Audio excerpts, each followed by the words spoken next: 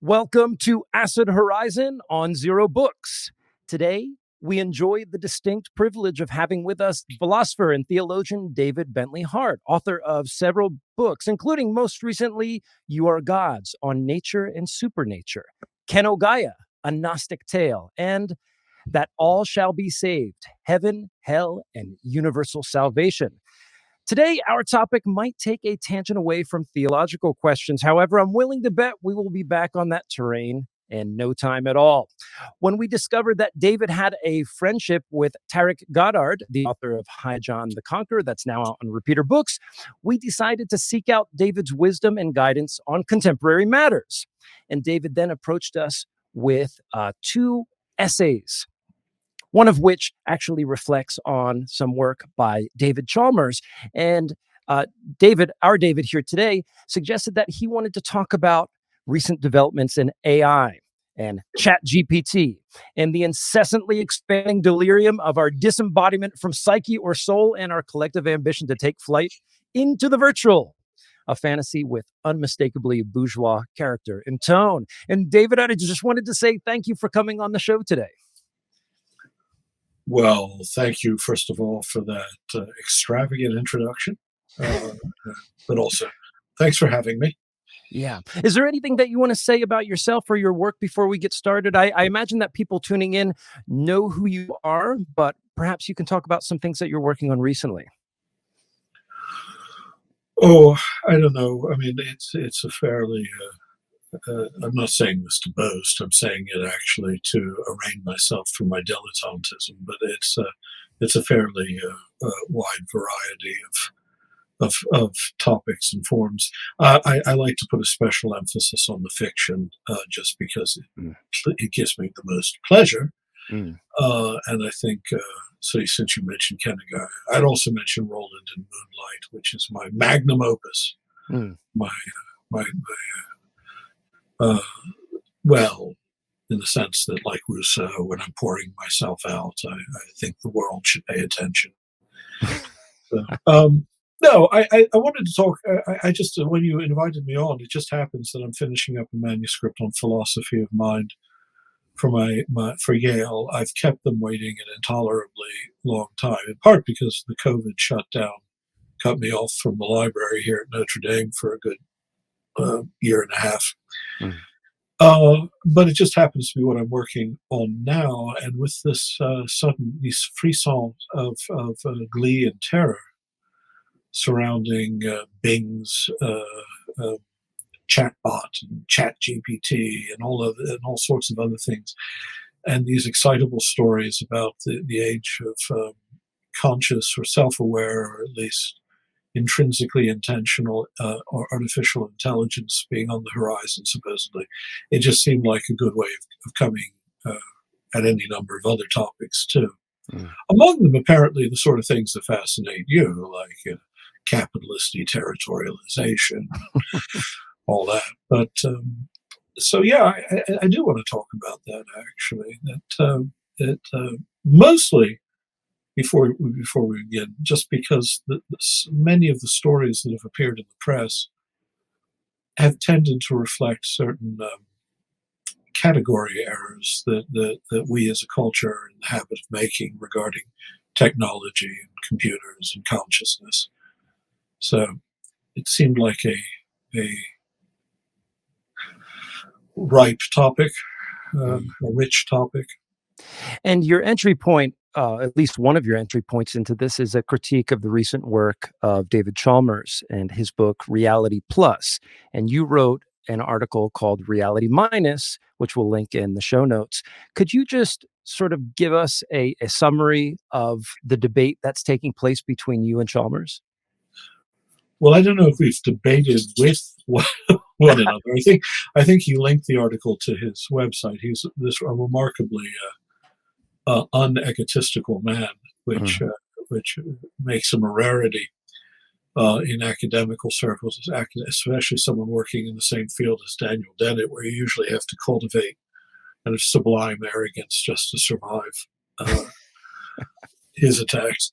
I have a great respect for Chalmers in general. His two big books on philosophy of mind before Reality Plus, I thought were really engaging surveys, very intelligent reflections on the state of philosophy of mind. There's a lot I disagreed with, a lot I agreed with, but I thought on the whole, despite his assumption of some kind of physicalist narrative, if not a physicalist reduction, his treatment of sort of naive thinking about the mind and about the ability to eliminate consciousness as a phenomenon in itself.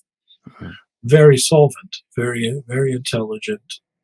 I think his use of, quite often misunderstood, the philosophical idea of zombies, for instance, actually makes some very interesting points about functionalism and so on and so forth.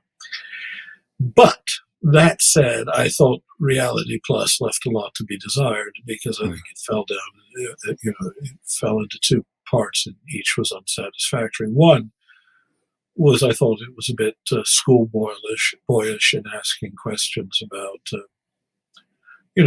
questions that answer themselves. Like, if we could live in a virtual reality, would we still be, bound to certain moral expectations, so on and so forth, or would this count as reality, and so forth? And those questions, as soon as you ask them, tend to answer themselves. Well, reality is the reality in which we consciously participate. All reality and its physical substrate is just so many quantum potentialities. If you're going to worry about what the platform is, then obviously that's a silly question. And then, of course, if we really could inhabit virtual realities, as he seems to think we could, or might be able to do, or our minds could do, then yes, we would have. This would not alter the moral calculus of our relations to one another. The problem is that the very premise is absurd, and he argues for it in terms of a principle of his own, structural invariance, I think he calls it. But that ultimately, when you examine his position, it breaks down into just another version of functionalism, another version that thought or the mind is a kind of computational code that could be transferred from one platform to another, and that's where consciousness is to be found.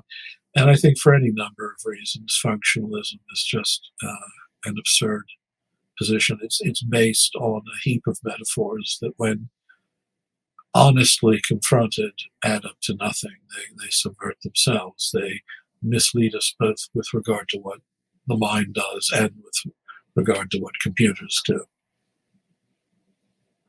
Great. And I also just want to take this opportunity to make this entire discussion completely egalitarian in nature. We have Adam, Will, Sean. Maybe Adam wants to offer a first question or comment. Yes, I mean, one of the great parallels you point out between Chalmers and Dennett is that they both seem to be tackling the mind within the same image, and you invoke distinction between Sellers makes between the manifest and the scientific image. And I guess I just would like to ask if you could expand upon sort of your critique of the image of mind, the image of mentality that happens in these functionalist or sometimes information-based panpsychic ideas of the mind. Because this idea of this image of the mind is something which is isomorphic to computation or isomorphic to computers. Yeah, it really goes back to the heart of the computational, the information revolution as it starts to pick up in the cybernetics movement of the 40s and 60s. I mean, everyone from Norbert Wiener to F.H. George was saying that the nervous system is, we have to assume, functionally identical to a computer, and therefore we can functionally translate them, and then that image spirals off into a weird sort of deterritorializing takeover, let's say. I was wondering if you could expand upon this, and particularly the ideas of a narcissism fallacy that you remark upon in the piece you sent us. Yeah, well, can I hold forth on that for a few minutes? Is that all right? If I Yep, sure. Yeah. Well, I mean, we all know. Look, first of all, I mean, narcissism fallacy. I mean, we all know the version of the story that's best recalled. Right? There are different versions of the myth of Narcissus, actually. But if you say take it as it's found in Ovid, well, they're united with the myth of Echo, but that's a different issue. Narcissus, young Boeotian hunter who was at once so beautiful and so stupid that when he caught sight of his own gorgeous reflection in a forest pool, he mistook it for someone else and fell helplessly in love and remained there, bent over the water in a kind of amorous daze until he wasted away and, as apparently tended to happen in those days, was transformed into a flower. Quite a lot of that apparently was going on in those days. It was a time of fluid identities. But and like all good myths, it has any number of applications. It seems to me a particularly apt metaphor for the way our culture has come more and more to relate to computers, to computation, to AI, especially those who believe that there's so close an analogy between mechanical computation and mental functions that one day perhaps artificial intelligence will become conscious, or that we'll be able to upload our minds onto a digital platform. Now, I'm pretty sure neither of those things will ever happen because these are category errors. But it is true that computers produce so enchanting a simulacrum of mental agency that sometimes we fall under their spell, like Narcissus, and begin to think someone has to be there just on the other side of the screen. I'd point out just, now in a much more laboriously and involved way, there's actually, in principle, nothing a digital computer does that couldn't be accomplished by Charles Babbage's thinking machine. From what was the 1850s, if my memory serves. I'm not entirely sure. But it was never built, but was designed.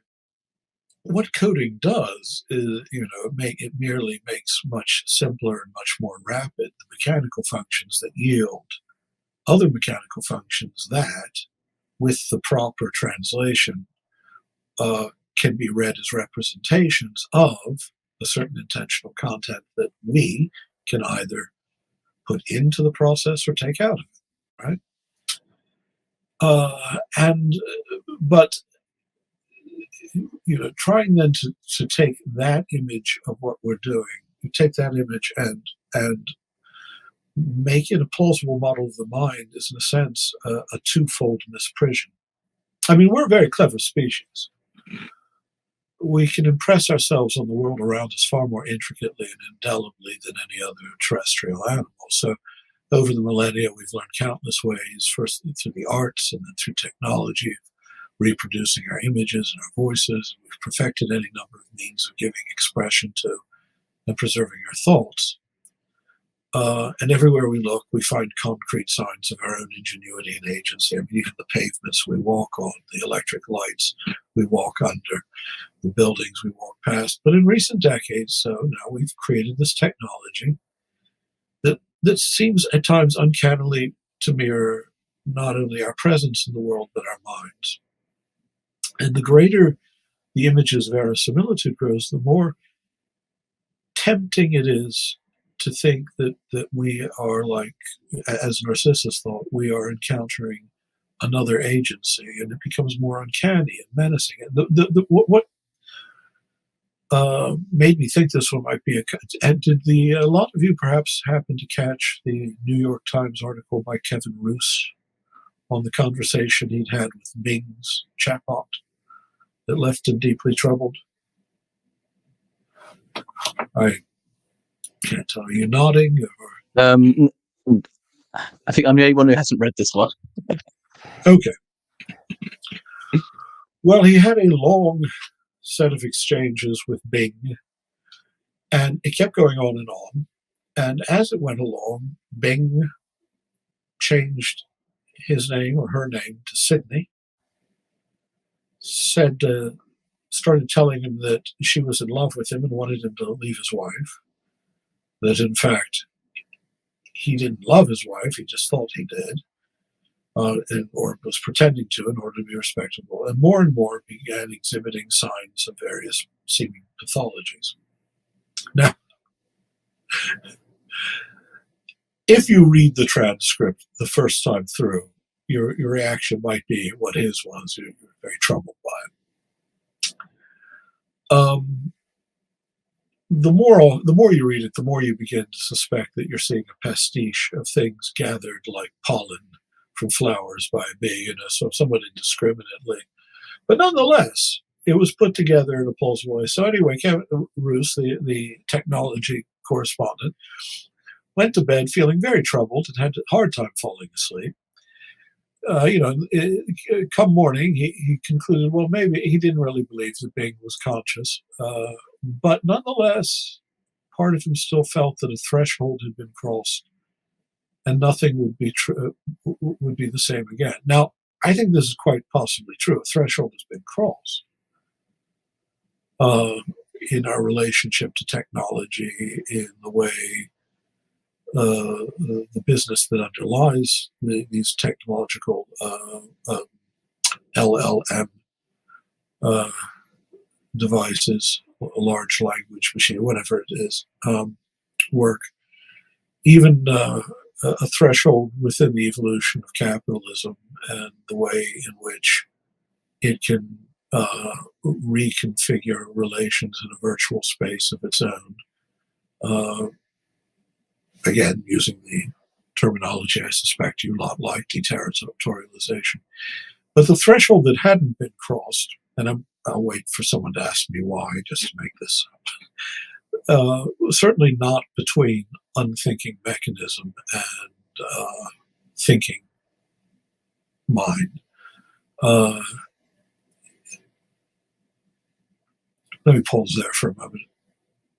And, is there another question, or I could just keep going. I would like a meditation on that threshold and like what constitutes that threshold.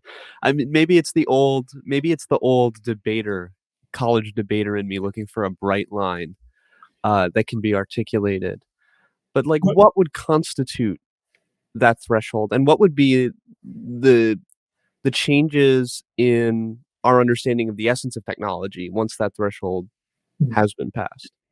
Well, part of the of course, technological revolution in our understanding of, say, the human essence. At a very low level, of course, we've become accustomed to the notion of a technology replacing certain functions of which we're capable that it does better, right? Such as putting automobiles together without accidentally knocking off one of our own thumbs. So we're used to any number of functions that we're willing to rely on as mechanical prostheses of our lives, like the ability of Google or some other search engine to call up results in an instant from around the world, or to allow us to communicate globally with an idiotic tweet. It's very much different when we begin. A difference, I think, comes into view when we begin relating to the technology not simply as a medium for connecting with other human agencies, but allowing ourselves to believe that the technology itself has become an agency. And that, because at some point it ceases to be a prosthesis of our rational agency or of our desires or our wills, and instead becomes the integrated system of which we become parts. Now, this, to a large degree, is a matter of perception, but so many things are. Function is more important, perhaps, than what's going on behind the functions. Behind the functions, as the algorithm becomes more and more sufficient, there's never going to be a conscious agency there. unless the computer is possessed by a demon or something. It's not that's not what we're dealing with. But we will be dealing with a simulacrum of consciousness sufficiently powerful that it has, for all intents and purposes, the effect of an intentional reality with which we're engaging, even if in itself it has no intrinsic intentionality, which means it does achieve a kind of autonomy over against us, at least in the way in which we deal with it, but also in the effect it will have on the world at large. But if you want to reduce it, let me put it this way. This is where the myth of Narcissus seems to me especially fitting. The functions of a computer are such wonderfully versatile reflections of our mental agency that at times they take on the halting appearance of another autonomous intellect, as I said, and it's a bewitching illusion. But then we have also the habit, we see it in philosophy of mind, but it's also become a tacit habit of Western cultural thought. We exceed any error the poor simpleton from Boeotia committed, and we compound the illusion by inverting it, because having impressed the image of thought on computation, that is, having convinced ourselves that, oh, this looks like thought, we have also for decades been reversing the transposition, as has already been said, and we've begun to mistake our thinking for a kind of computation.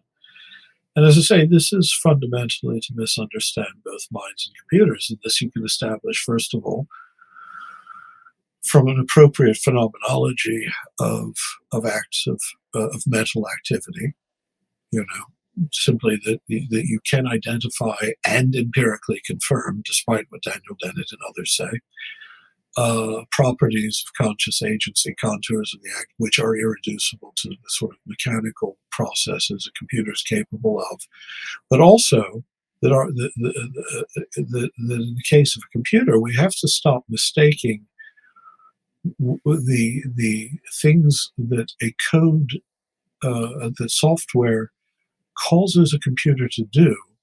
We have to stop confusing that for something intrinsically going on in the computer in the form of the intentional content that we're using the programming to achieve. So we have a twofold illusion there. We've misunderstood. We first projected ourselves onto computers in a way that was naive, but perhaps unavoidable, and then have reversed the process and projected this already mythologized notion of computation onto ourselves, so that we're capable of saying something as preposterous as the brain is a digital computer and thought is software. And if we think about that, I think we're going to discover that's a metaphor without a reference. It has no referent either to what the mind does or what a computer does. It's a metaphor that sort of occupies the space in between ourselves and our technologies, more to deceive us that there's a likeness where there is none. I can't recall the author or indeed the name of the piece, unfortunately, but I remember a few years ago reading a piece in Aeon on the subject of the history of the computational metaphor for the mind. And what this piece stated was that before the advent of the computer revolution, the information revolution, what one tended to see in scientific, or at least popular scientific or popular philosophical writing about the mind, was a reliance on hydraulic metaphors for discussing the mind, thinking of the mind in terms of the pressurized movement of subtle fluids, almost, which was reflective of the most impressive technological achievements of the time, being things like steam engines and the internal combustion engine and so on. So it kind of reveals a certain you might call it the technological trap or the trap that technology often leaves for thought. In that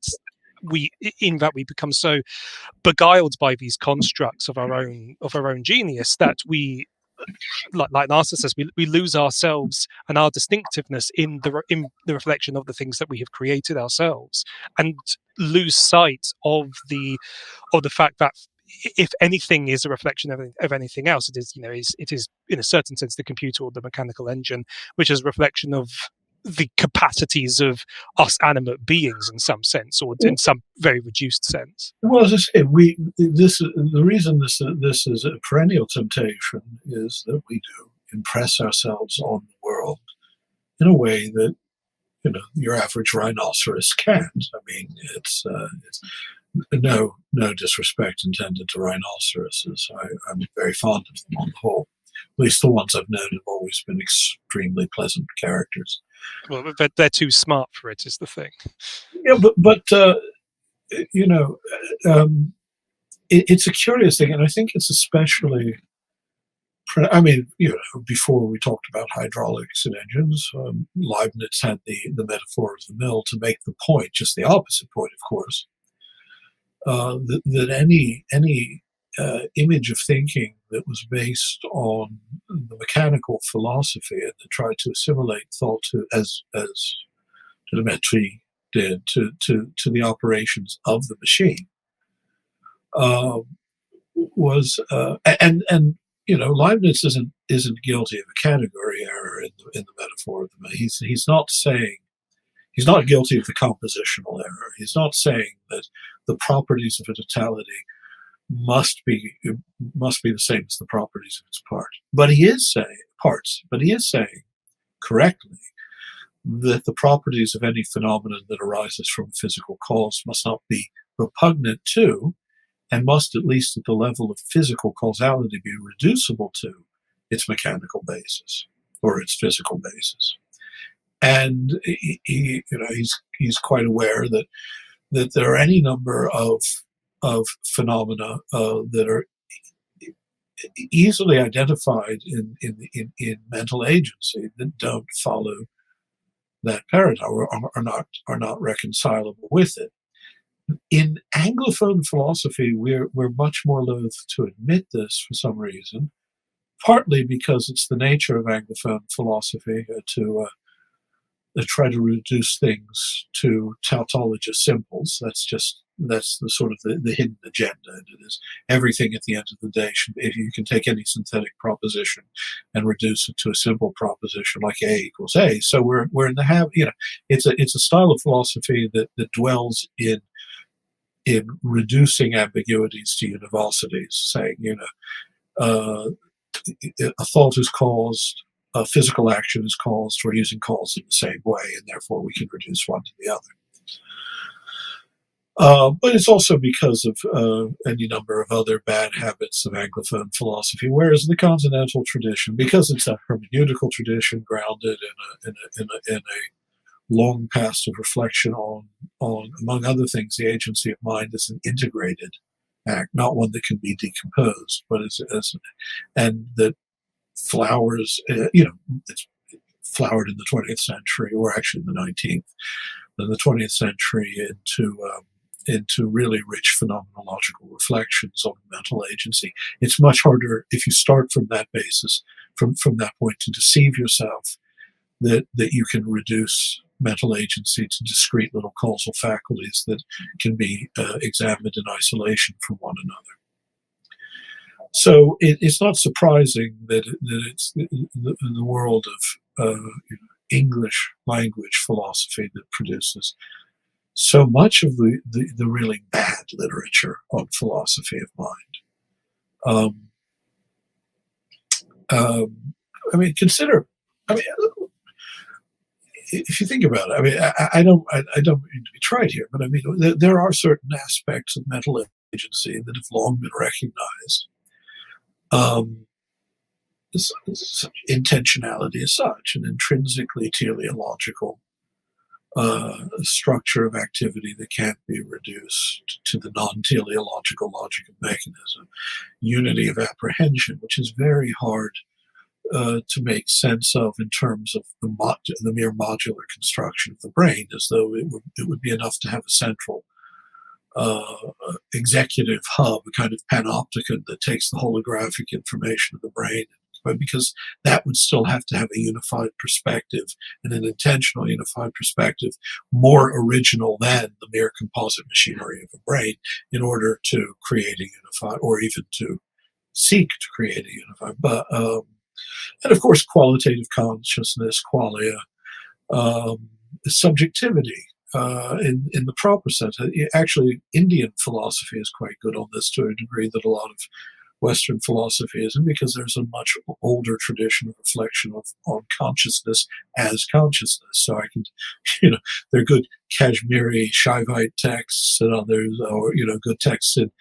Yogacara Buddhism or in various schools of Vedanta about the way all subjectivity, something that Aristotle, or from Aristotle to Brentano, has been acknowledged, is that consciousness is always also reflective consciousness.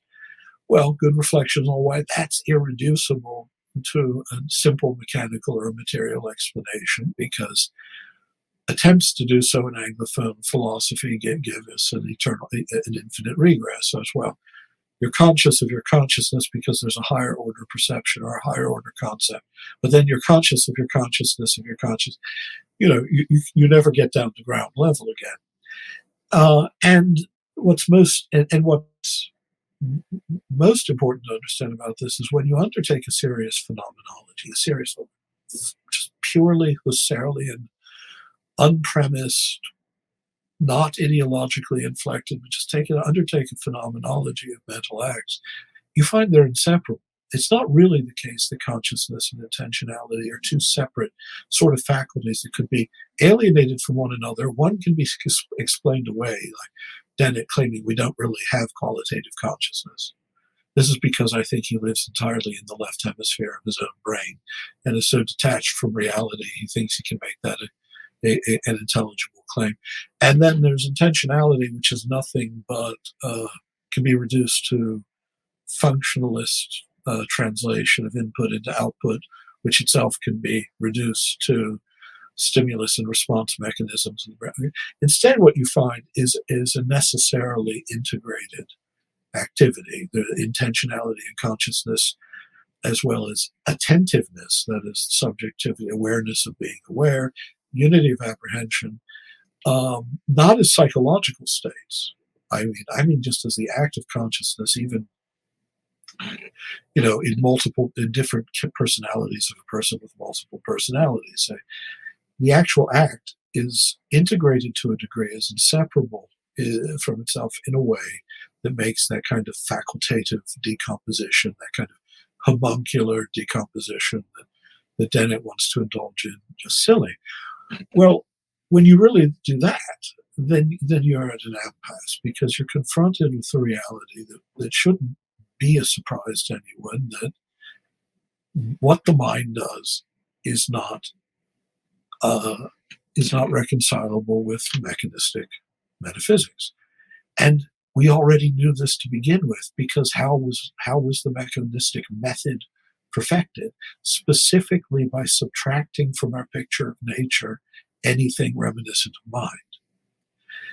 Now, at first, we get a cozy dualism from this. Well, all right, there's mechanical nature, and then over here there's disembodied soul and God, and the two interact in some way. But obviously, the ambition of the sciences is more total than that. And so, but what we've done is we've created a false dilemma by mechanizing nature, which is not mechanistic. I mean, there are analogies you can draw, but I mean, anyone who looks at a living system, honestly, does not find the principles of mechanism there. What you find is something far more complex and perhaps itself intrinsically intentional. And what mind does is not just a sort of disembodied inhabiting of an automaton, but we've created. So then, having created that false picture, that simplified it, we have to then become more reductive still and reduce the ghost to the machine. Well, we're never going to get an intelligent philosophy of mind that way, because we've already forgotten what mind is, and we've already created a picture of nature that's essentially ridiculous. Great. I have a series of questions. It's kind of a complex bundle, but I'll try to keep it as simple and to the point as possible. Just looking at your response to David Chalmers, especially on the point of the scientific image versus the manifest image of consciousness, the way that I see the entirety of this problematic being circumscribed is um, it's it ultimately rests on what we believe to be a true image of thought. Yeah. And the stakes are embodiment, ultimately, both politically, ethically, and so on.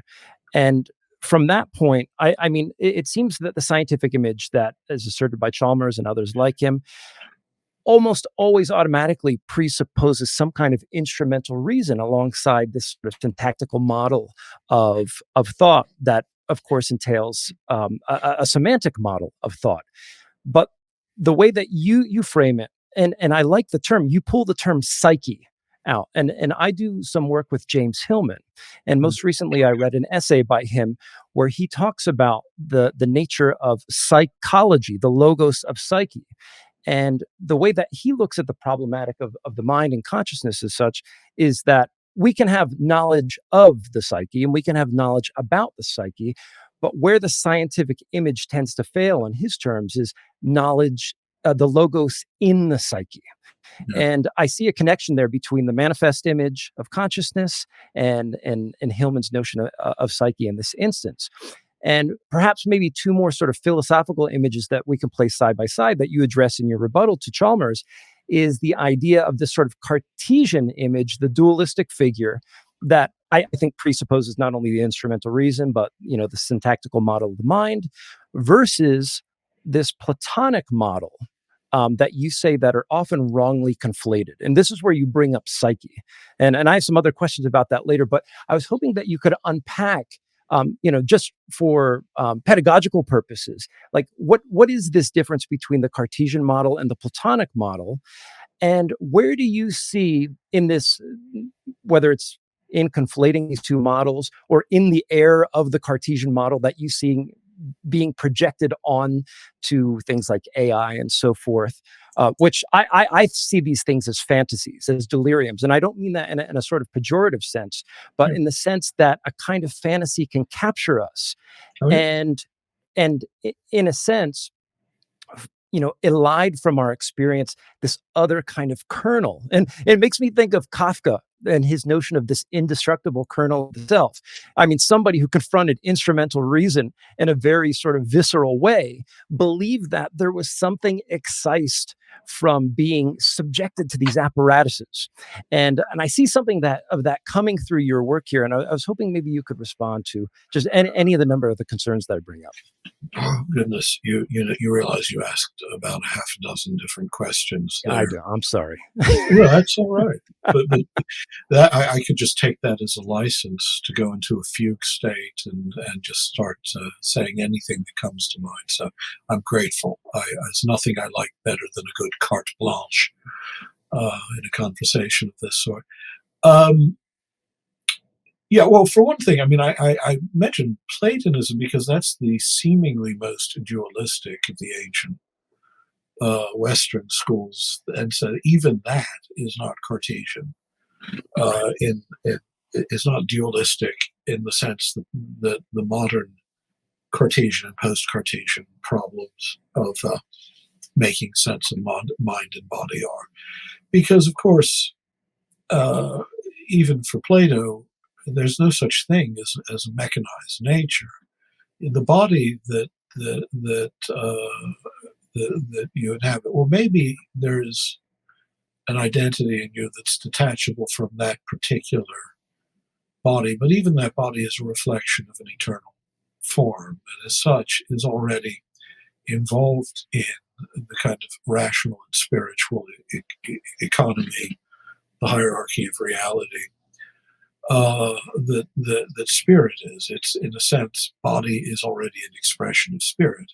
But this is, of course, in a larger sense, the whole ancient intuition. You find it even in Aristotle, despite the fantasy that modern mechanistic philosophy, mechanistic method had freed itself from a genuine Aristotelian vision of nature, and really only freed itself from an already mechanized caricature of Aristotelianism, in which causes were already thought of. What atia, cause in Aristotle, had been misconstrued as analogous to a purely mechanical cause, simply something that is an exchange of energy or between bodies in motion in some sense. And so even formal and final causality are treated as sort of external powers, right? Whereas the actual picture in Aristotle is that these things called causes might better be called rational relations or rationales, and they describe the structure of anything that exists, both as an integrity in itself and in its integral relation with the whole of reality. So that, if you ask what is that, and you want to give a fully, not just a taxological answer, but or a taxonomic answer, but an answer that really goes into all the things you can say about that thing. You might want to know what it's made from. On the one hand, how you define it, what the course of its existence is, how it comes to be, what its fulfilled potential, if all of its potentials were to reach their completion, what it would be.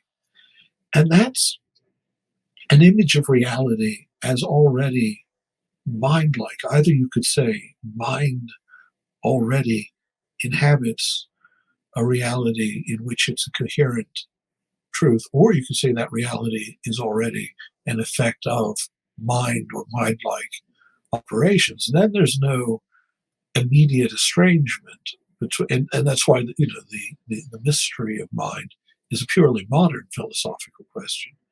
There's no mystery of mind in antique philosophy, East or West. There's a mystery, perhaps, of matter. There's a mystery of the relationship of or what bodies are. But consciousness, mind, that's a fundamental reality that for the most part is assumed. Now, of course, you can, I don't want to generalize it. There are atomists, but these are marginal schools.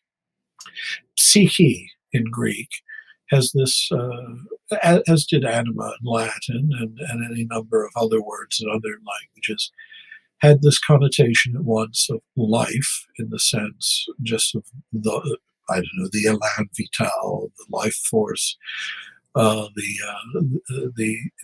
impulse not only to live, but the organizing principles of organic existence and the power that preserves things intact so long as they live, but also of soul.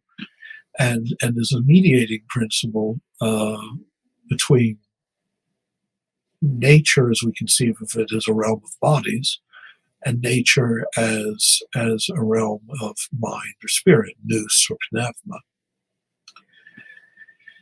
And my argument would be this is actually more in keeping. I'm not say one of those persons who believes that just for the sake of good taste we have to embark on a full-fledged neo-Aristotelian revival, but that sort of thing is happening in the sciences anyway, in a sense, in that more and more molecular biology, physiology, other forms of biological sciences are becoming evolutionary biology, are, without always knowing what they're doing, creating a greater and greater distance between their theories and the old neo-Darwinian orthodoxy, the gradualist picture, and producing more and more images of what life is and what life does that seems to be, well, you could say informatic. But information, if you just take the in off of it, you still formal causality.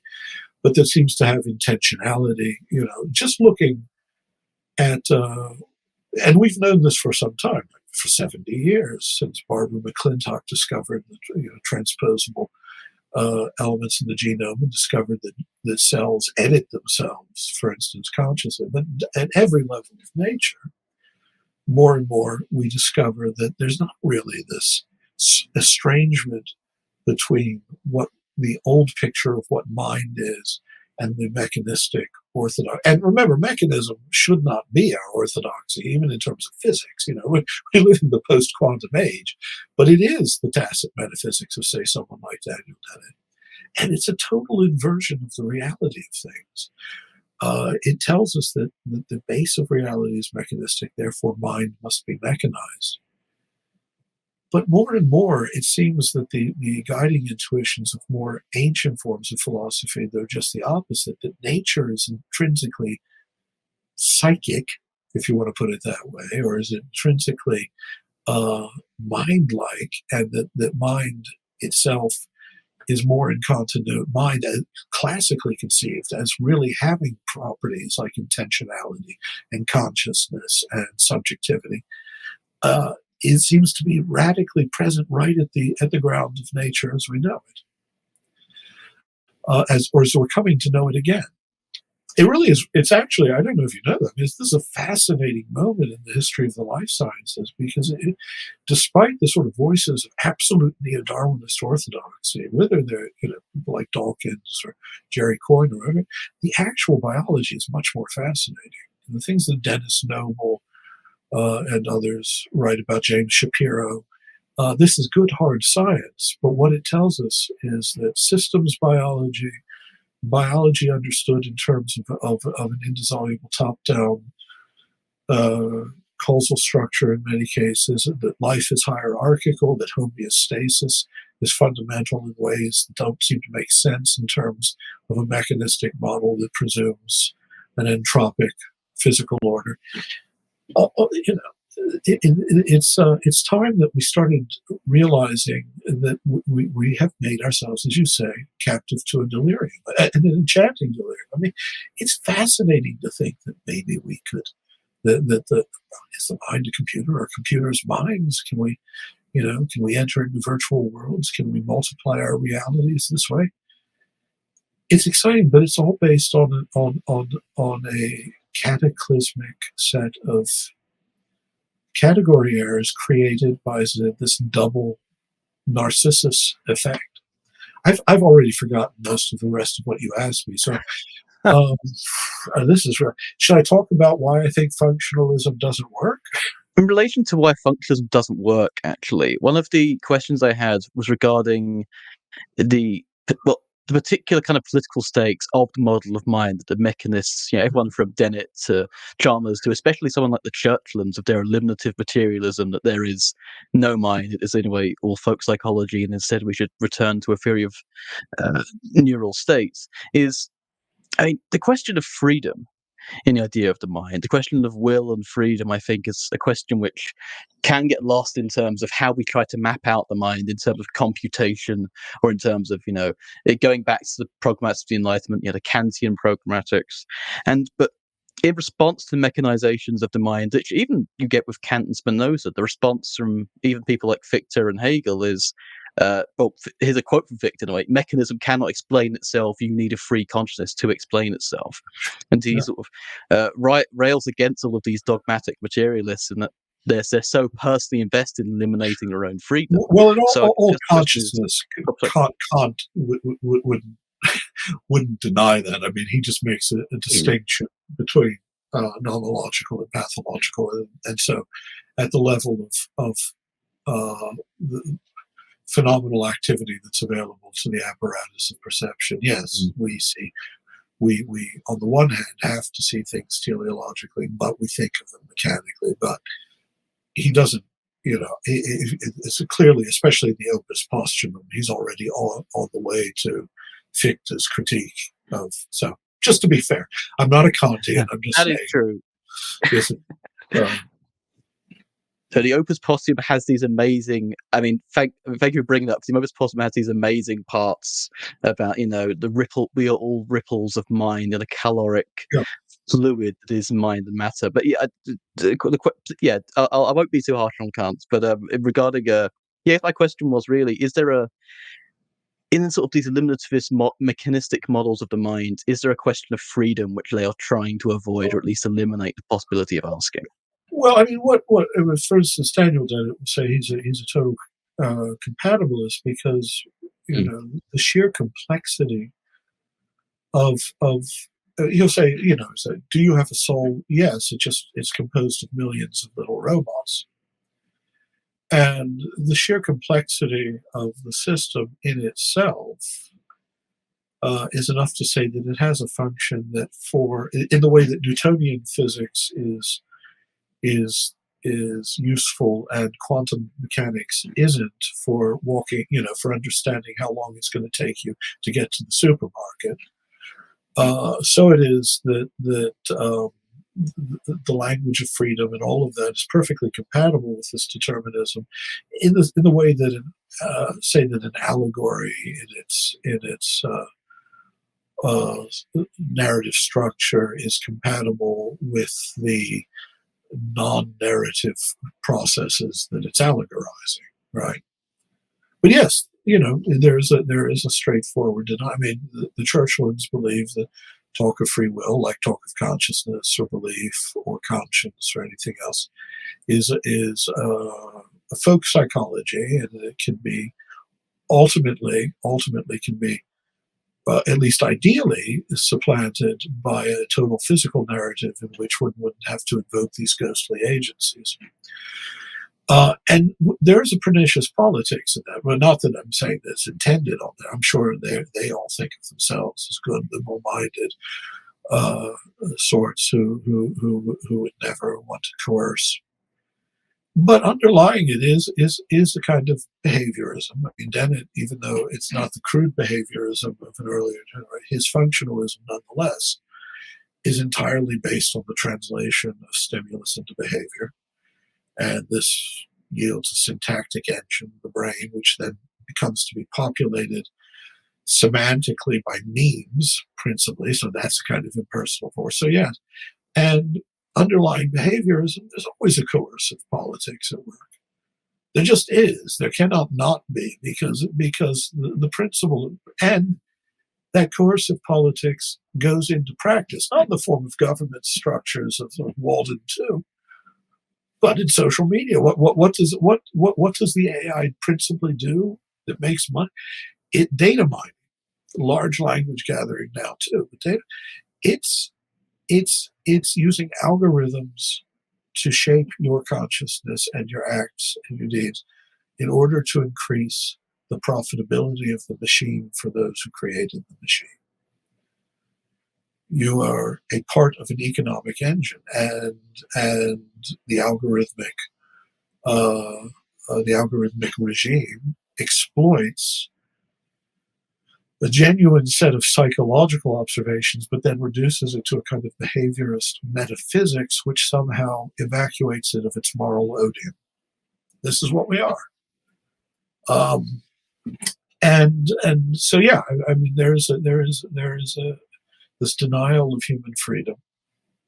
And that, too, is essentially, of course, a denial based upon, first of all, a libertarian model of freedom, which is already, so to speak, a mechanized notion of freedom. It just makes the initial impulse of a free act somehow spontaneous, which, if you think about it, wouldn't be free. I mean, a vascular event is not a free act, but, somehow it does away with, but of course, the ancient notion of freedom was very different. That presumed that there's such a thing as a nature. Now, it doesn't have to be, fascistic reduction to essentialism. No. That we are finite and limited creatures that have a sort of teleology, a fullness of potential that allowed naturally to reach its end in a benign environment of communal flourishing with others, conduces to the greatest happiness and the greatest selfless moral order, ideally. And therefore, what makes you free is whatever allows you to realize that nature in its highest degree, the highest happiness of which that nature that you can avail yourself of. And the only way for that to happen is for that nature to be somehow correspond to some transcendental horizon of values like the true, the good, and the beautiful. This is the ages. So to be free is not simply to have libertarian, spontaneous power to do any damn thing that suddenly erupts in your mind. It's to become fully all that you might be, in accord both with what is intrinsic to you and what is intrinsic to the reality, the whole reality in which you participate, in which you enjoy the communion of existence. When you think of freedom in that terms, it's teleological through and through. What is rational freedom? You conceive of an end, you evaluate it, you judge it according to a transcendental horizon that of its nature cannot be imminent. It is of its nature an absolute set of that which is most desirable, and therefore affords you the rational ability to form judgments.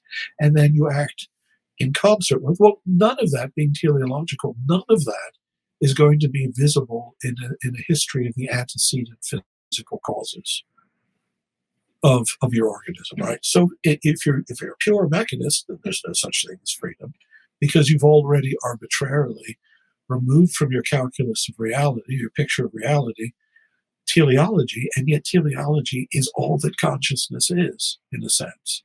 It's always inherently intentional. It's always moving towards an end that then produces a beginning. And so the very structure of consciousness is free in a way that mechanism can't reflect. Now, so that would be, and this is true, if you want to be absurdly reductive, I've had, and this fellow's a physicist too, which, I keep wanting to say to him, he's a good man, I know. Have you ever heard of the Copenhagen or any version of quantum mechanics? Surely you have. So this is not making sense. But he will say to me, he speaks as if he's Laplace. If I knew the disposition of all the particles composing you and your environment last Tuesday, I could have infallibly predicted you'd be here today. But that's obviously not true, because the disposition of my articles were not being moved by an intentional structure. If I knew all of about all of the particles composing the wheel on your car, I'd be able to tell you where you're going to drive on Tuesday when you get a hankering to visit the park with your dog. Obviously, that's a false picture of reality, and yet, strange to say, tacitly, that's the picture of the anti-free picture. That's the picture of mechanism that underlies these sort of weird reductions of freedom to a behaviorist model, or a post-behaviorist but still behaviorist model. And I think also, I'll just expand this on this, since you asked about political issues. I would point out that every age incubates its own evils. All right, I'm not trying to idealize the past in this regard. I'm glad we don't break people on the wheel, although given the current state of the politics of the developed world, I'm not sure we won't be breaking people on wheels again in a generation, But for now, we don't. Nonetheless, there is something very different about conceiving a human being or other creatures. Sadly, we didn't do enough of that in the past, as first and foremost spiritual lives, psyche again, that mysterious reality that isn't just a machine.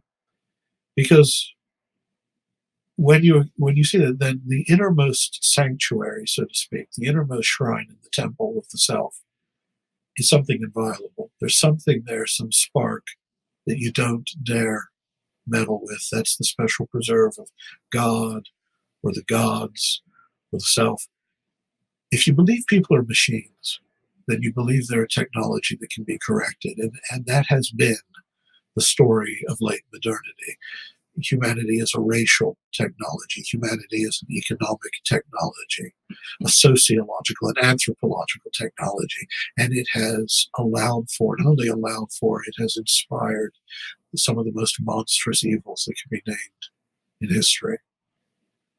And so the reason for resisting, another good reason just for resisting the sort of banal mechanization of thought, is it's not innocent in its ultimate implications. I think too, like there are also two figures that are sort of haunting this discussion. You already mentioned man and machine, right? And the post-Leibnizian approach to the material unity of man.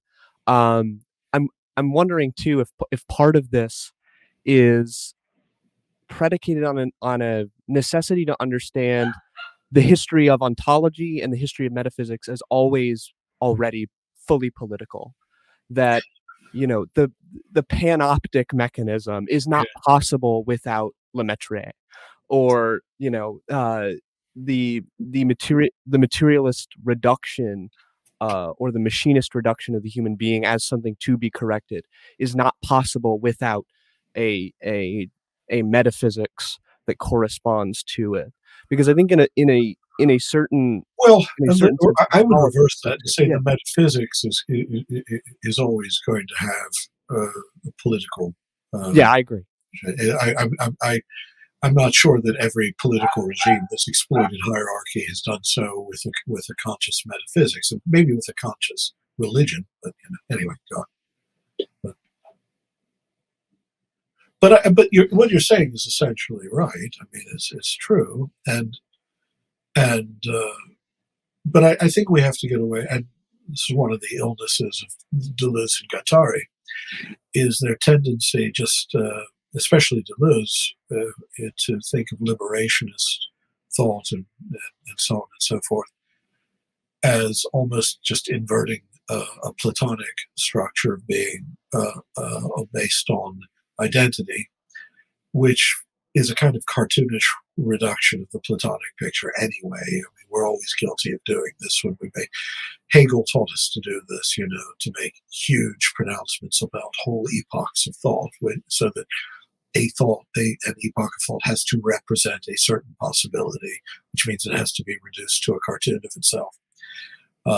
Again, no blow against it. I'm not criticizing. Well, I am actually, but with the caveat, Hegel's brilliant. But you're right. I mean, there is a politics, if not always implicit, at least seeming analogously implicit, and a metaphysical regime will always have political contours.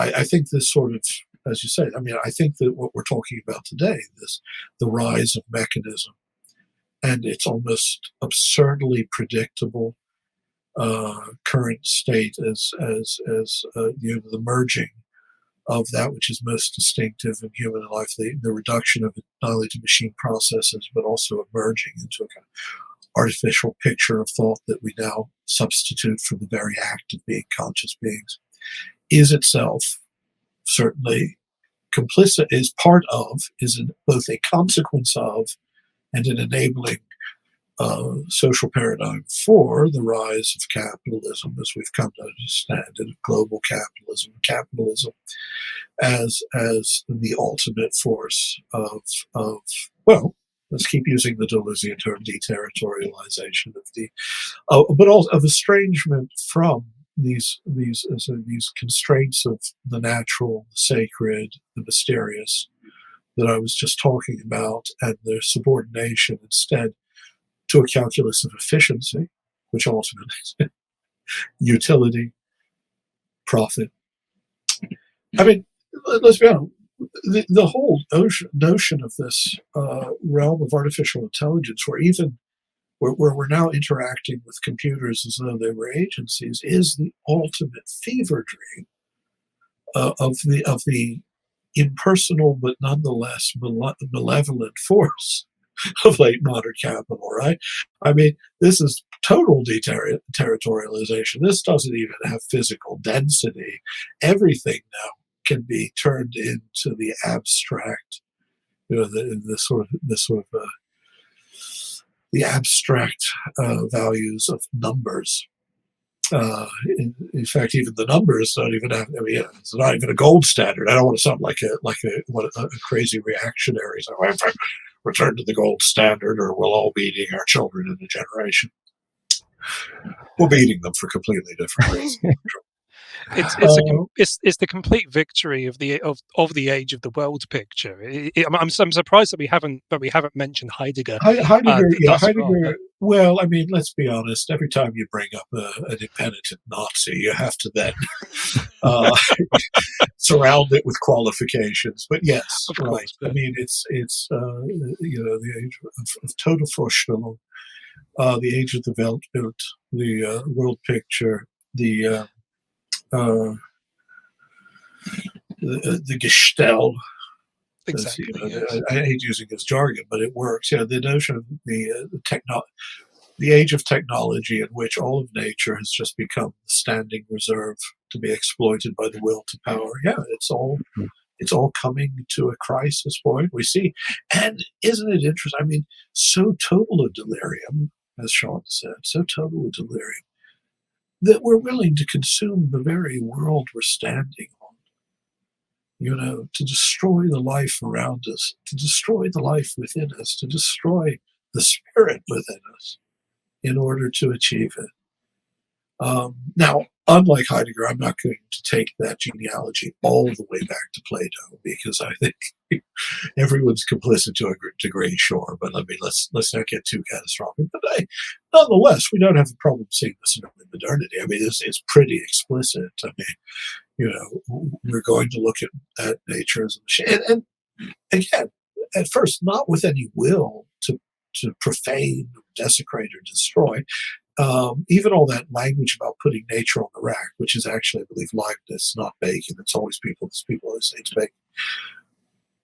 Even that was just an unfortunate metaphor. You look at what Bacon really desired. He was hoping, he didn't foresee the vivisection of animals as outside of time. He didn't see the rise of He certainly didn't foresee what we've made of the mechanistic world that we've come to believe in. He had other desires, but already, he's living in the age, the nation state, of rising capital, of the triumph of instrumental reason, and these things are all involved in one another. When he says we have to chase away final causality, it doesn't explain anything, and yet it does. That's the curious thing. At the practical level, biological science has never gotten rid of teleology. It's just not allowed to admit it because that breaks with the ideological program. Any good biologist tries to make sense of a system in terms of what it's supposed to do. The cui bono question, and why other possibilities were excluded in terms of that telos. The structure of life is simply too hierarchical and too intrinsically intentional in how it functions to be able to make sense of it in a purely inductive vein. And yet we think that's what we're doing because we've been trained not to see the world as it truly shows itself to us as a realm of mystery and mind-like structures of communion. And to see it instead as a machine to be operated, to be fixed, to be exploited, and finally to be worn out.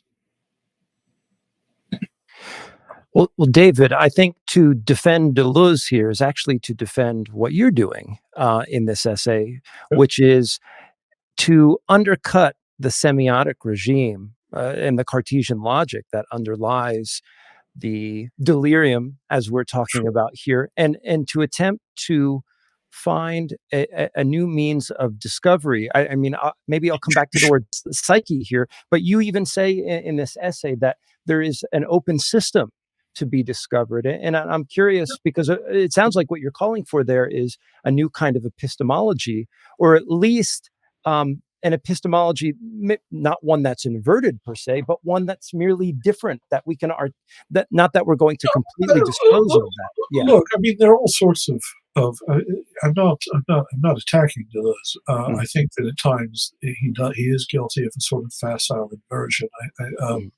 So I agree with Gianni Vattimo on that when he's talking about Deleuze, is that at times, and then, again, I say this is the Hegelian impulse. You make a straw man of the figures of the past, But at the same time, so I mean, he's interested in Bergson and Leibniz and Spinoza and all that. But he should have been more interested than he was in Neoplatonism. This too is a very different picture of reality than simply a hierarchy, and of powers. It's with a sort of with the divine not just being creating a sort of hierarchy within totality. That's a caricature. It misunderstands. A good living philosopher you should read on Plotinus, for instance, Stephen R.L. Clark. And in many ways, I'm very classical in epistemology. I believe in formal causes. So I believe that there's a real communion of mind and being in the form of a kind of formality that impresses both thought and things. But at the other, you're right also. Epistemology doesn't have to be bound. We don't always, we can learn that maybe it's not enough to talk in terms of substances. We should be talking more in terms of modalities. That was something that the Cambridge Platonists were very good on, as well as Spinoza too, or events. I mean, think about the way we deal with functionalism, right? What's the picture of a computer? The picture of a computer is of a stable mechanical structure, the device that can be turned on and off. So it's very near to equilibrium. It's not like a living structure. It's not disequilibrious to a very great degree. It's not far from equilibrium. And then in the computer, what flows through it is a series of functions. Now, you can mistake that for a flow of information, which it's not, until we turn it into information in our attending minds. You can call it a flow of energy, which it is, electrically speaking. But we're thinking of stable structure through which there's a flow of a kind of disembodied functionalist code. But we aren't stable structures. We are the processes. Our bodies are rivers. A year ago, the cells in your body and the cells in your body today were not the same cell. It's not just the atoms. It's not just the molecules. You're cellularly different. You are a process, And so even to think of living things, to think of nature, and even to have an ontology of static substances through which this is the revenge of Descartes. All these mechanists, these materialists are actually Cartesians. They just have software instead of soul running there. Is such a preposterous picture of reality. When your cells are re-editing their own genome in order to adapt themselves to new environmental conditions, you are a flow of events that's also homeostatic in a mysterious way. That requires an epistemology. That's where there's a lot of good in Whitehead's understanding of an ontology of events that in fact, to my mind, is somewhat better than Deleuze in some regards in this. But I understand Deleuze too. Some of the liberationist language could be easily exploited. This is almost trite to observe. It can be exploited by the capitalist machine as well. It can become free-flowing self-expression becomes atomistic individuals in the market. Once again, it's or it's just the atomistic individuals are now the desiring machines that compose me as much as they are me as a moment of stasis in the process. So you have to be careful. All of these terms but I'm quite happy to admit, there's a lot there that's true. And you're right. Our ontology and our epistemology are not bound to one model, but they're also not bound to the rejection of things that we imagine are the exhausted past that might have been immeasurably richer. And I'm not talking here also, I haven't mentioned here, of course, that also Asian languages and religions and literature are part of my field of study. And there's a great deal to be learned from radically different epistemologies than the Western tradition offers. I think actually, though, having brought that up, the whole issue of the flow of software, I should just, because of course we haven't explicitly said it, for those listening to this, what my critique of functionalism is. Can I just sort of condense it into a couple? Oh, please do. Absolutely. Because I think, first of all, we do know that computers work as well as they do because of the absence of mental features within them, just as the mechanical philosophy works as a limited sort of model of investigation of discrete processes because of the absence of a full-blown mental picture having to be invested every time we say, well, what's that protein doing in that enzyme? But because a computer doesn't have a unified or a simultaneous or a subjective view of anything, because it's severely modular, the number of connections is actually aesthetically controlled in a way that the trillions of connections in your brain, which your brain uses more energy than the universe in a sense in this regard, or more than a galaxy does, I should say.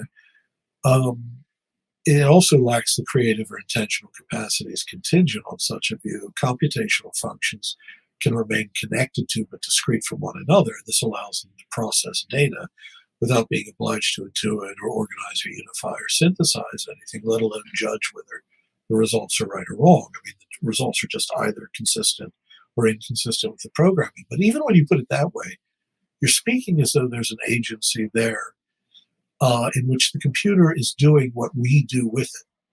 And that's not what's happening. What functionalism says is that the human brain is what Daniel Dennett calls a syntactic engine. I think someone's already mentioned that, right? And evolution is rendered it able to function as a semantic engine, as I said, because mostly, and those for Dennett, that information is memes.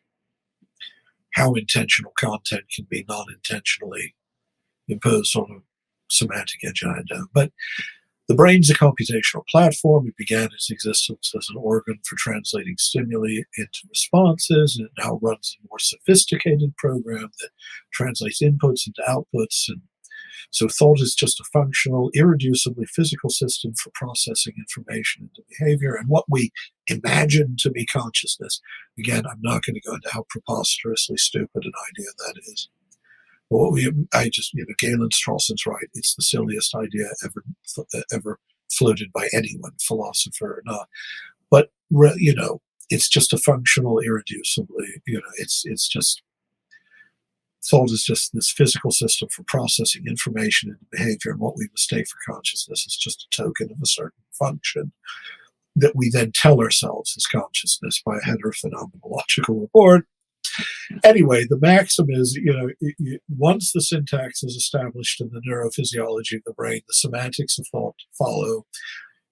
The syntactic engine begins running impersonal algorithms. The semantic engine eventually emerges from that or supervenes upon that, and you've got the illusion of an intentional agency. But this is just total nonsense, because it's not just that functionalism is telling us that physical switches or operations in the brain can generate a syntax of functions that in turn generates a semantics of thought that in turn produces the reality or illusion of private consciousness. It's telling us that a computer does something analogous to that, but it doesn't. And it's not what the brain would do if it were a computer, because neither computers nor brains are either syntactic or semantic engines. We keep misusing the term syntax when what we mean is a much more basic structure function than that. Syntax and semantics, right, they can be abstracted from one another. And you can have a syntax that's inflexible, but then semantics that vary accordingly as the signifier changes in indicating the signified within that syntactical structure. But as real existing things, syntax and semantics neither precedes the other, either historically or ontologically. They are intentional structures, inalienable from one another. They exist in a hermeneutical space, not a physical space. These are inseparable aspects of an already existing semiotic system. You can't have syntax prior to or apart from semantics. And neither of them exists anywhere but in the intentional activity of a mind. So, calling the mind a digital computer is like calling it an abacus or a library. In the physical functions of a computer, there's nothing like thought, right? No intentionality, no consciousness, no unified field of perception, no subjectivity, nor are those things illusions created in us by a function like a computer algorithm. That doesn't make sense either. Even the syntax that generates coding, however, doesn't exist in a computer. Searle's Chinese room argument, and people argue about that all the time, but actually Searle moved on from that because it's based on the notion that, well, syntax doesn't yield semantics. But then he realized that, well, functional structure doesn't yield syntax. To think it does, what a computer does, it's rather like mistaking the ink and paper and glue in a book for the text. Meaning exists in minds for those who write computer programs, those who use computer programs, not in the computer. The software has no semiotic content at all, syntactical or semantic. Neither does the code as an integrated and unified system. And it doesn't exist in any physical space as code within the computer. They're just notations, binary or otherwise, that we use. Now, this should be a comforting thought. I'm not sure it is, and I'll explain why in a bit. But the figures that appear on a screen in a computer result only are intentional or have meaning, have semiotic or syntactic content only for the person reading them. They have no significance in a machine. And when computers are in operation, they're guided by mental intentions from their programmers, their users, whatever.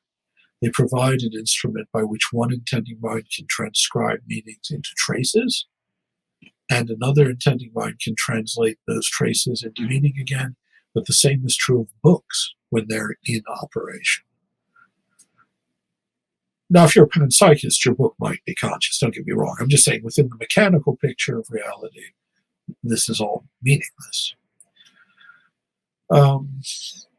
And there are also reasons, I could talk also about the structure of natural language and explain why even natural language can't be reduced to this sort of syntactic, semantic two-step. I'll do that only if someone asks me to. Well, outside of this mechanistic picture, how are we to conceive of an alternative? Is there a way that we can establish a discourse that somehow either supersedes or, flies in the interstices of ordinary syntax and semantics? This is why continental philosophy is always superior to Anglophone. And I'll tell you, because it's a hermeneutical tradition rather than a tradition that believes that all things can be reduced to univocal tokens of meaning existing in a non-historical space. Because I've seen analytic philosophers deal with claims made by Plato that have nothing to do with the claims made by Plato. They're just assuming that certain words like mind or thought or truth or nature are univocal, right? Because they live in the non-world of analytic thought, of, logical notation. Logical notation is the art whereby you take a sentence that makes sense, reduce it to incomprehensible symbols, and then feel obliged to translate those back into normal language again. Two of those steps can be eliminated in almost every usage, I just want to point out. But anyway, the constant challenge of the continental tradition is always to reconstruct the story. Now, this takes on a special truth, and this is especially true from the time of Hegel onward, but it's already in a sense there.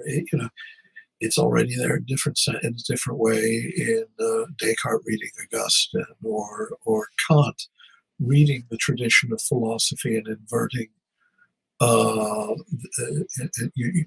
taking Hume's critique and trying to invert the history of, trying to invert epistemology and its relation to ontology. So that, but it is the case that if you want to get, you have to reconstruct the process that got us here. Hegel, and Heidegger's right about that too. And then you have to deconstruct it. You have to say, these are not. And again, I don't, for obvious reasons, when you cite Heidegger, you feel a little twinge of conscience. But that image of the thinker is one who's trying to forget the nightmare of what brought us to this nihilistic terminus ad quem,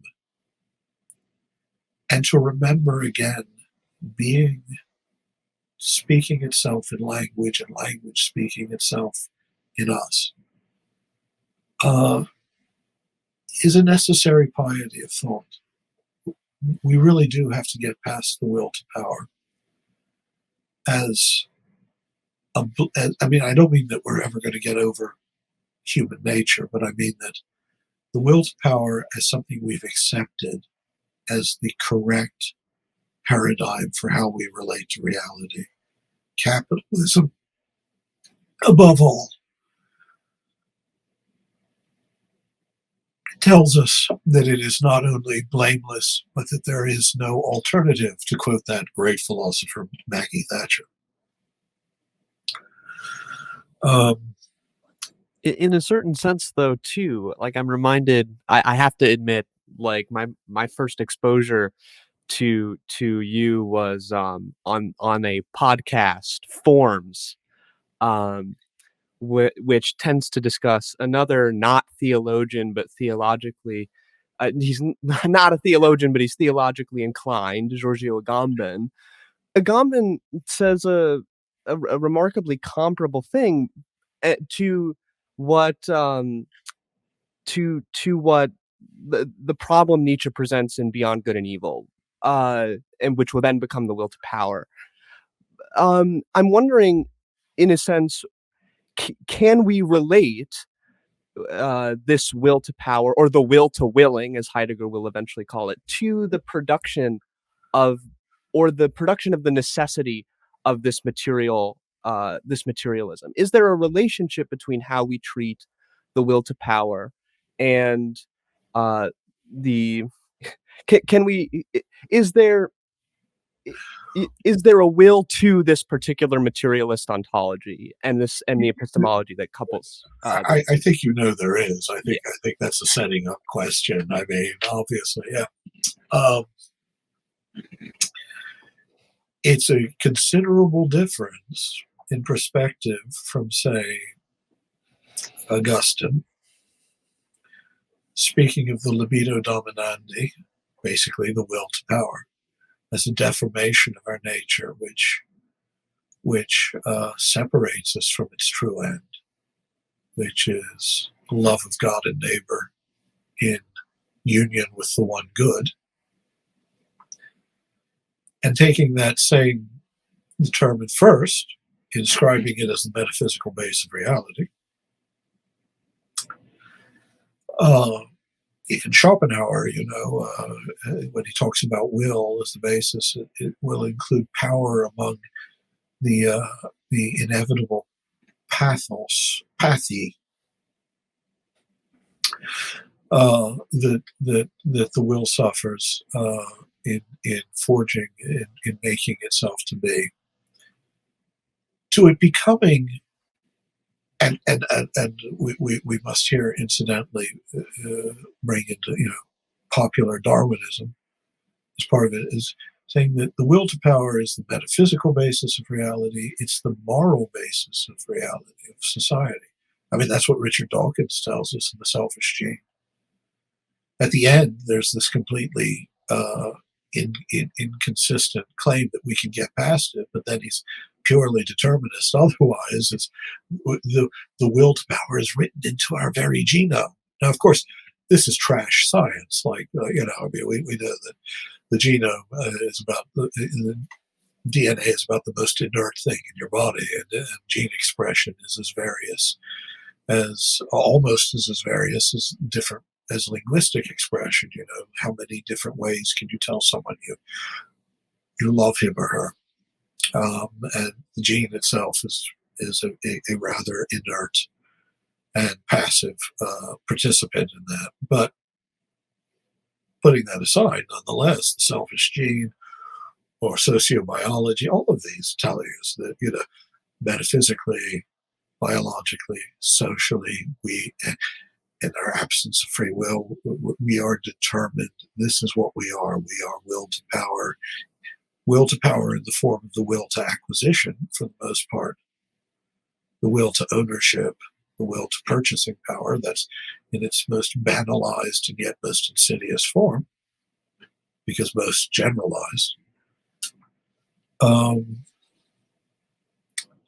There is a huge difference. We will to will this. It is an ideological. I mean, the selfish gene is about as perfect an example of bourgeois self-justification as has ever been visited on us by a mediocre zoologist. Sean, I want to give you an opportunity to ask one of the last questions. Okay, zoologist, I'm sorry.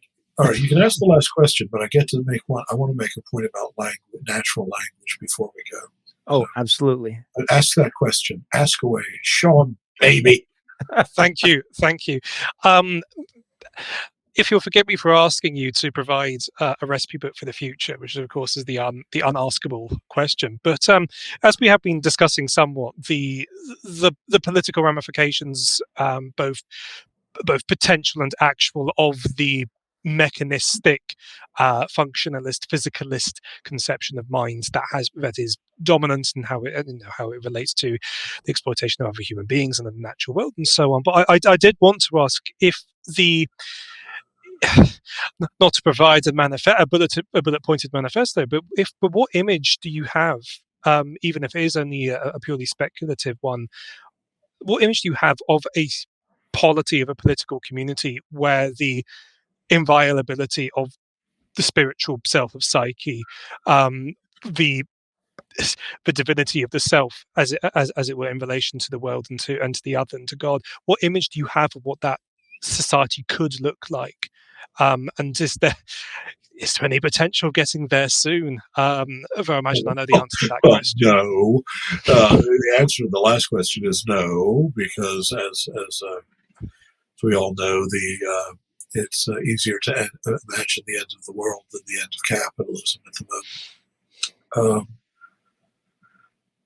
And will we get there before we've absolutely annihilated the habitable world, not only for ourselves, but for all our fellow creatures? Yeah.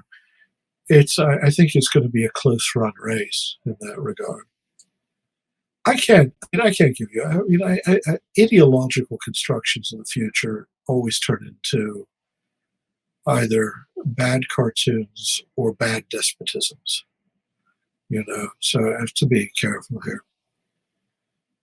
I see it as a kind of,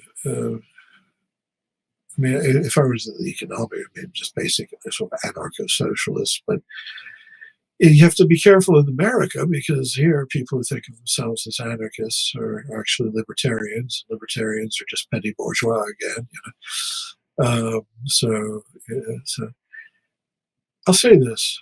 Right now, the great cultural stress we see, the kind of the spiritual struggle of the moment, in the minds of many, is between an omnivorous globalism, which is this homogenizing global capitalism, and a kind of jealous localism. And of course, that gravitates rather frighteningly quickly towards a kind of fascism. I'm not going to name names, but there are people out there who've later become fashionable thinkers, and you can't really distinguish them from a certain kind of left or a certain kind of alt-right position, but who, over against the total deterritorialization, the total prostheticization of humanity, whatever you want to call it, of global capitalism, propose a kind of jealous preservation of the local only in terms of the right people in the right place. And it's both right and left. It's taken a particularly sinister far-right expression in a lot of forms lately. For instance, in this country, sort of like far-right Catholic integralism or the anti-immigrant, in a country where it makes, being anti-immigration in America is just like being anti-oxygen. It just doesn't make sense. It's what we live on. It's who we are. But that you're not bound to these pictures. A healthier and a fuller understanding of universality is a cosmopolitan one that believes that difference can exist in a kind of polyphonic state. My idea, I guess people are anxious about the future of Europe. The Giorgia Meloni's and Viktor Orbán's and others who hide their racism or their xenophobia behind the understandable anxieties that people feel about the loss of their own local culture. People naturally are anxious. But of course, my view of the matter is my idea, say, of Europe, even a re-Christianized Europe in the sense of having a genuine Christian spirit, would be one of extraordinary plurality. I mean, there would be a lively spiritual and cultural life with as many. There would be more temples, more gurdwaras, more mosques, and more churches and synagogues, and more. That the notion of the festal, the celebration of the festal community of difference, at its best, when America is at its best in certain settings, in certain cities, you can see this. It is possible to live, a place where you have just about every culture on earth, on the one hand, clinging to and celebrating, the things I love about New York in this regard. They're talking about the towers of Capitol, or San Francisco, and in modern London, too. London, I remember when I lived in Britain, was about as pale as boiled cod, but now it's it's a much more lively and interesting city in some ways, in many ways. But all of this is daydream and fantasy, unless we find some way of making a clean break with a paradigm of reality at once metaphysical and economic, and political, that we've been living with for 500 years and indurating for 500 years. And I don't think small solutions do anything. I think that, capital is such a remarkably plastic power that small changes yield just capitalism again. They just get assumed back, and they become commodified. So I don't know. Maybe you try to make the right things commodifiable, really make it really fashionable to be green, and really green, not just talk about it. But I don't know. I admit that I think we've gotten ourselves into an insane cultural situation. And at the moment, we seem to be reduced to waiting for it to collapse in the hope that it collapses without taking the whole world with it. And then we can try to reconstruct something in the ruins. That's not a very cheery view. What I think we should be willing ourselves towards, one of these persons that I'm beginning to despair of recently went on a rant denouncing civilization in the name of culture. Now, I hope you're all sophisticated to hear the sinister echoes of the past. Spengler, the young Thomas Mann, even in Reflections of a Non-Political Man before he turned leftward. And just the history of anti-Semitism that goes with that, the history of, how this fed into the Reich. All the great moments and all the great advances in human history, I hate to say it, to this point have been imperial. The fortunate results of the unfortunate reality of empires. The Mongol Empire in China, for instance, opening routes to the east and all other sorts of things. It would be nice if we could have the pluralism, the non-localist, the non-nationalist, the non-chauvinist pluralism without the imperial coercion. Can we just like jump ahead to the spiritual commonwealth part and do away with, conquest, economic or military? But actually believing that civilization, in the sense of cosmopolitan coexistence, is a high and good thing. That it can preserve local culture even while it opens up paths, that it opens up new avenues of communication, and makes it so nothing's forever. Okay, yes, you love your local culture. So did the Hittites, and some things will pass away. But if they pass away in the name of a deeper community of human difference and a shared desire to realize the fullness of human nature in a transcendent end, I'm a religious guy in my thinking, so at least we're willing the right thing. My fear right now is that the paths of defiance, the paths of resistance, are willing the wrong thing. Just as that. What is the great defeat of genuine local difference? Is it empire? It tends to be the nation state. In the modern world, it's the nation state that demanded, in order to fortify the mythology of ethnic singular belonging that somehow mystically conforms to the barriers of a national demand, you have to create the fiction of this ethnos. So, Italy became a nation state in part by exterminating lots of regional dialects. The nation state is the great fiction. And then the nation state becomes a kind of system of interlocked gates that can be exploited by capital. It's not the case, this is what I say, people on the people who think they're involved in paths of resistance, talking about national conservatism. And the nation has to be, well, it's not true that capital wants to break down your borders. Quite the opposite. It wants those borders to be there. It wants control of their systems of pressure.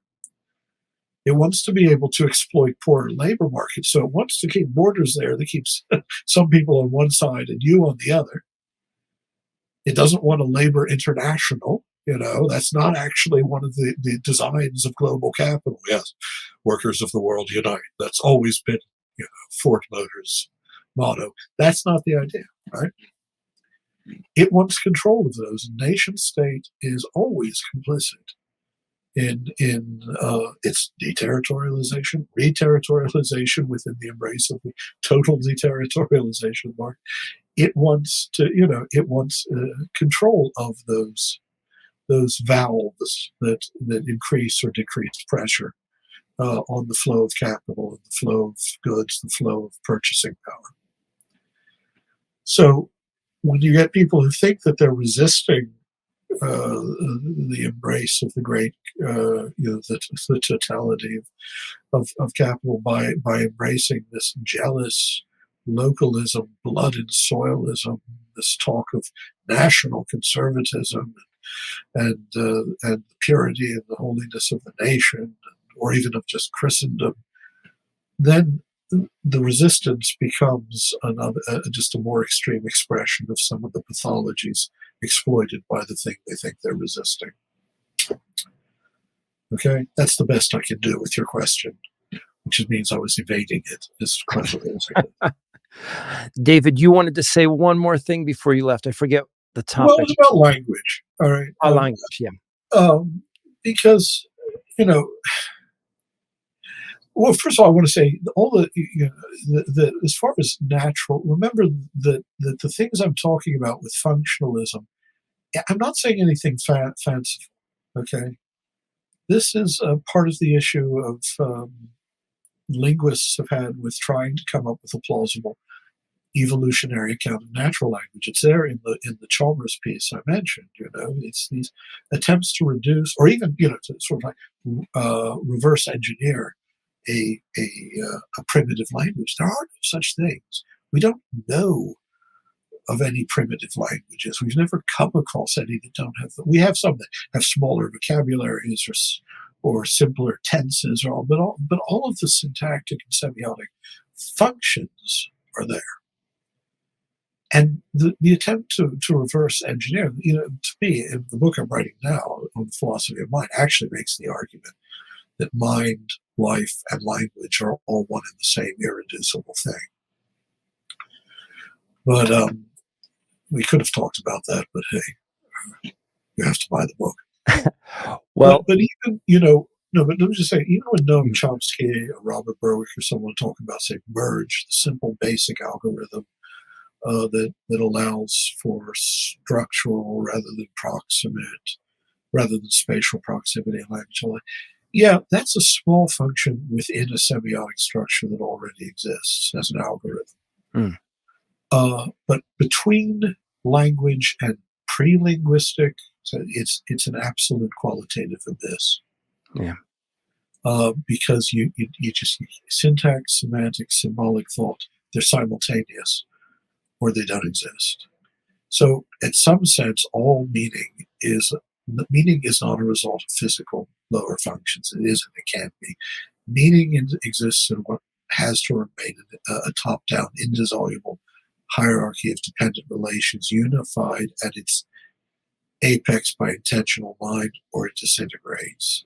I'm just, the intentionals, in any intentional structure, the more eminent reality of meaning is the ontological ground of the operations that it then sets into motion, such as programming a computer.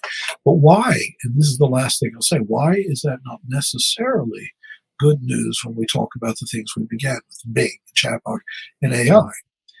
The absence of mental agency in AI does nothing to diminish the power of the algorithm. If one's disposed to fear this technology, you should fear it not because it's becoming conscious, but because it can't.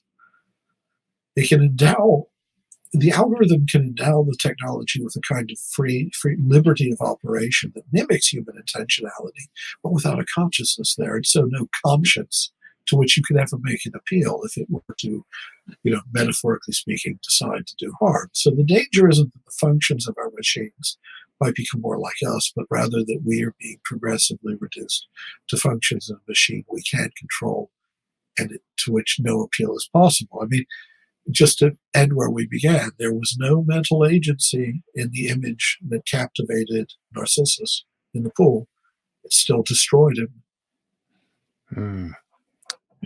Very good. David, I just want to say thank you for coming on the show today. And we would thank love you for the invitation. Yeah, and we would love to have a rather dissolute looking lot, I have to say. But I think I perceived in the course of our conversation that you're not necessarily bad people. I see some signs of possible moral goodness in you. I also see from this little window that as I age, I'm beginning to look more and more like Daniel Dennett. This is very disturbing. Or Brandom, right? With the background. Okay. Yeah. Random.